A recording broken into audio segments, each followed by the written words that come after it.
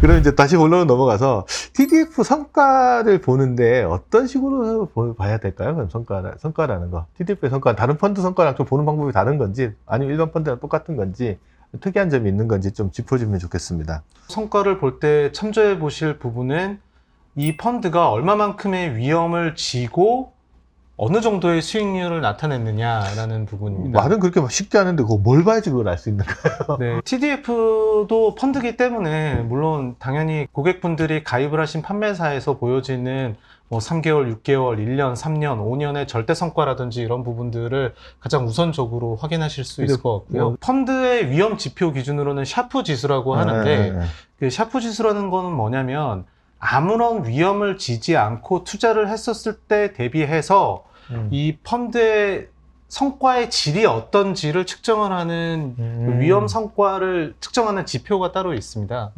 아무런 위험을 지지 않고 투자를 한다는 거는 뭐 전 세계 투자자 입장에서는 아무래도 미국채 10년을 리스크 프리 레이트라 그래서 무위험 수익률이라고 하고요.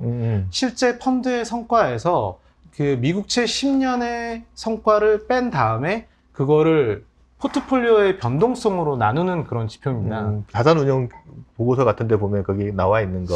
네, 그 포트폴리오의 변동성이랑 성과라든지 이런 부분들이 그 나와 있기 때문에 확인하실 수 있고요. 실제로 TDF가 이제 시장 위험에도 많이 노출되어 있는 건 사실이잖아요. 네. 그거 관련해서 봐야 될 지표 같은 것들도 있나요? 시장 위험과 연관해서 보는 부분들은 맞습니다. 그러니까 글로벌 주식시장이 20% 하락을 할 때 전략배분 TDF도 20%까지는 아니지만 뭐 10에서 15% 정도까지는 하락을 할 수가 있고요.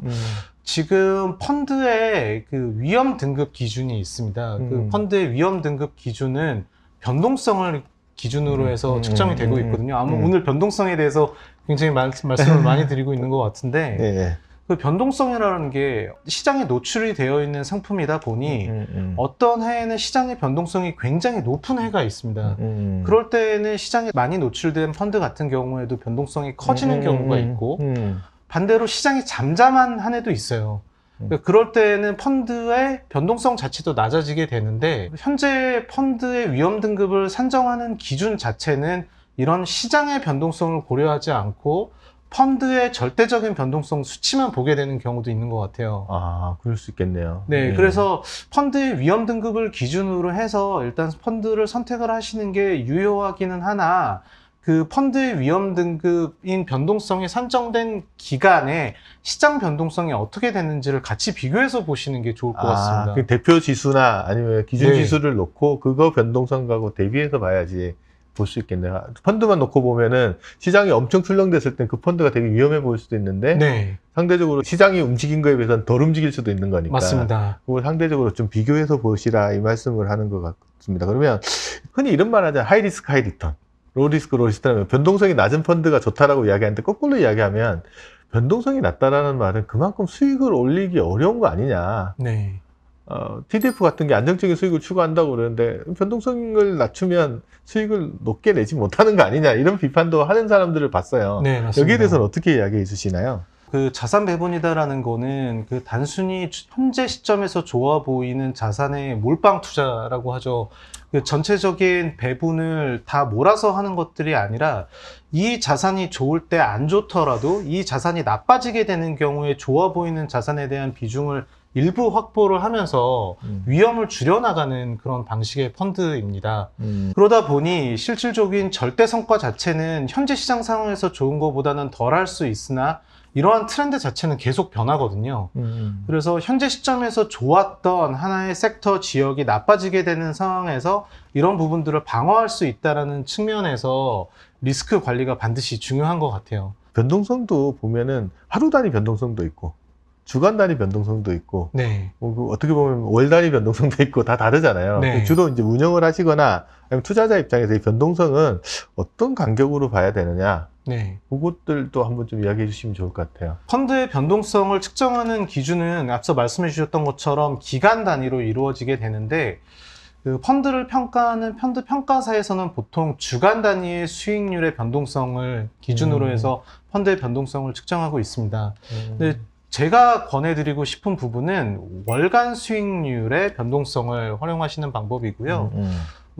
주간 단위와 월간 단위의 변동성을 측정을 하는 이유는 좀 뭐 복잡하지만 이유는 다 따로 있습니다. 보통 주간 단위를 활용하게 되는 경우는 펀드라는 거에 생명이 사실은 짧은 경우도 많이 있습니다. 뭐 1년, 2년 이내에 출시되어 있는 그런 펀드들 같은 경우에는 표본이 작기 때문에 월간 단위 수익률의 변동성을 활용하지 않는 거고요. 하지만 5년 이상의 성과를 보유하고 있는 펀드 같은 경우에는 월간 단위 수익률이 60개 이상의 표본이 이미 확보가 된 거거든요. 그렇죠. 예.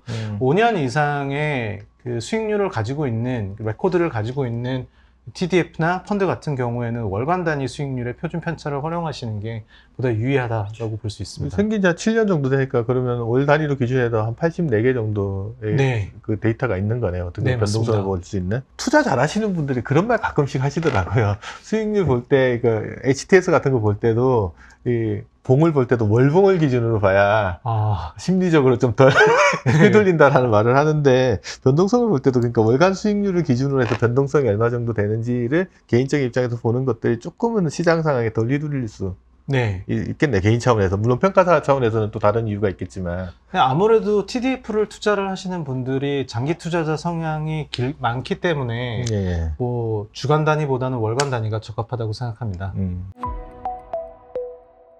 TDF 투자하면 장기 투자하라고 한다라고 말은 하지만, 또 이게 요즘 HTS나 아니면 MTS 뭐 이런 거 막 발달돼 있다 보니까 수시로 들어가서 보게 되잖아요. 네. 보면 또 이게 팔고 싶은 생각이 들고. 네.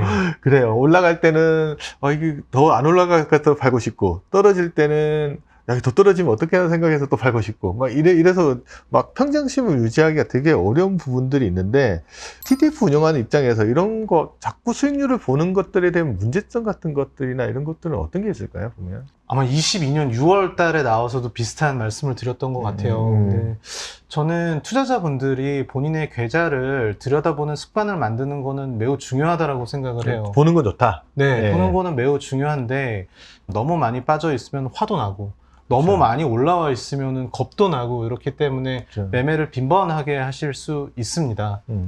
근데 저희 같이 투자를 업으로 하는 사람들도 그런 사실은 동일한 심리를 가지고 있거든요. 그렇게 되면은 굉장히 짧은 시간 안에 좋은 것들을 찾아내고 그거를 바꾸는 행위를 수차례 진행을 해야 되고, 매매를 할 때마다 비용이 발생되는 그런 문제들도 있었기 때문에 보다 좀 장기적인 시각을 갖게끔 했던 그런 리스크 관리를 운용사에서는 하는데, 아무래도 개인분들 같은 경우에는 내가 투자를 하고 HTS랑 MTS를 이용해서 하는데 옆에서 가족들이 말려주지 않으면 그건 하기가 어려운 거잖아요. 개개인이 각자만의 좀 기준을 갖고 그 포트폴리오 계좌를 보시면 좀 도움이 되지 않을까 하는 생각도 있어요. 어떤 분은 그거를 이제 자기가 샀을 때 이유랑 팔았을 때 이유를 정확하게 메모를 하시는 경우들도 있더라고요. 그거는 정말 너무 좋은 습관인 것 같습니다. 저도 이거 사람들은 자주 거래하면 수익률이 좋을 것 같은데, 자주 거래하면 늘어나는 거는 수수료밖에 없는 것 같아. 맞습니다. 예. 그래서 한번 좀 긴 관점에서 좀 쳐다보라는 이야기를 좀 하는 것 같고요. 마지막으로 이제 좀 말씀드리고 싶은 게, 연금을 TDF로 운영하는 분들 많으신데, 그분들한테 투자하실 때 조언 같은 것들을 해주신다 그러면 어떤 게 있을까요? 현재 저는 은퇴를 준비하는 과정에 있고, 제가 근무를 하면서 그 얻을 수 있는 소득을 향후 노후에 쓸 수 있는 자금으로 바꾸는 작업을 저도 펀드 운용을 하면서 또 마찬가지로 진행을 하고 있고요. 또 이런 부분들에 대한 정보가 단순히 포트폴리오의 수익률이 아니라 세금적인 측면에서도, 그리고 제도 변화라든지 이런 부분에 대해서도 굉장히 공부를 해야 될 게 많이 있는 것 같습니다. 그래서 사실 저는 투자와 연금 센터에 와서 이렇게 제가 운영하고 있는 포트폴리오에 대해서 소개도 드리지만 사실 많은 정보를 얻고 있거든요. 그래서 이런 SNS라든지 유튜브라든지 이런 부분도 양질의 콘텐츠를 가지고 있는 것들을 좀 자주 보셨으면 좋겠어요. 최근에 좀 재밌던 경험은, 제가 좀 가족 중에 그 병원에 가실 일이 있어서 모시고 병원을 갔는데, 그 병원 대기석에서 두 분이 투자와 연금 그 유튜브를 보고 계시더라고요. 너무 익숙한 목소리가 나와서 되게 반가웠는데, 그렇구나. 투자자들한테 실질적인 도움이 되는 콘텐츠가 됐으면 좋겠고, 많이 시청해 주셨으면 좋겠습니다. 어깨가 무거워집니다. 저희 앞으로 양질의 방송을 또 더 많이 만들어야 될 것 같습니다. TDF로 내 연금 자산을 맡겨놓는 가장 큰 이유 중에 하나는 내 하는 일에 집중하면서 자산 운용을 하려고 하는 거잖아요. 네. 그렇다고는 하더라도 기본적인 컨셉이나 내가 운영한 자산이 어떻게 가고 있는지는 정확하게 좀 주기적으로 체크해 줄 필요는 있는 것 같아요. 너무 자주 보면서 샀다 팔았다 하지 않는 거라고 하면 네. 이게 잘 가고 있는지 방향을 좀 쳐다보는 건 되게 중요한 것 같습니다. 오늘은 이제 국내 최대 TDF, 그러니까 미래에셋 전략배분 TDF를 운영하고 있는 김정욱 이사님을 모시고 TDF와 관련된 운영 방법, 고르는 법, 자산 관리 방법들에 대해서 이야기 나눠봤습니다. 들어줘서 정말 감사합니다. 감사합니다.